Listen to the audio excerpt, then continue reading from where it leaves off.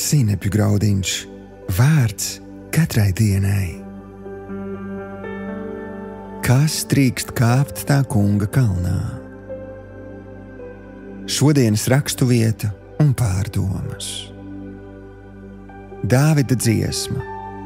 Tam kungam pieder zeme un viss, kas to piepilda, zemes virsmas un viss, kas uz tā dzīvo. Jo viņš zemi virs jūras nostiprinājis un to pacēlis virs ūdens straumēm. Kas drīkst kāpt tā kunga kalnā, un kas stāvēs viņa svētajā vietā? Kam nenoziedzīgas rokas un skaidrs sirds, kam prāts nenesas uz nicīgām lietām un kas ar viltu nezvērē. Tāds dabūs svētību no tā kunga un taisnību no Dieva, sava pestītāja. Tāda ir tā cilts, kas pēc tā kunga vaicā, kas meklē Jēkaba Dieva vaigu. Jūs vārti, paceliet savas palodes un topiet augstākas jūs mūžīgās durvis, lai godības ķēniņš ieiet. Kas ir šis godības ķēniņš?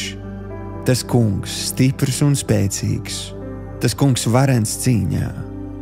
Jūs vārti, paceliet savas palodes un topiet augstākas jūs mūžīgās durvis, lai godības ķēniņš ieiet. Kas ir šis godības ķēniņš? Tas kungs Cebauds, tas ir šīs godības ķēniņš. 24. psalms.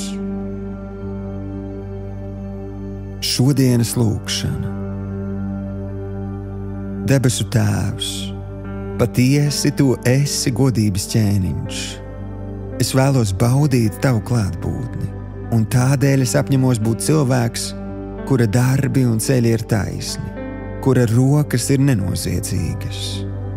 Cilvēks, kura sirds ir šķīsta, un kura prāts nav aizrāvies ar nicīgām lietām, un kurš ar viltu nezvērē.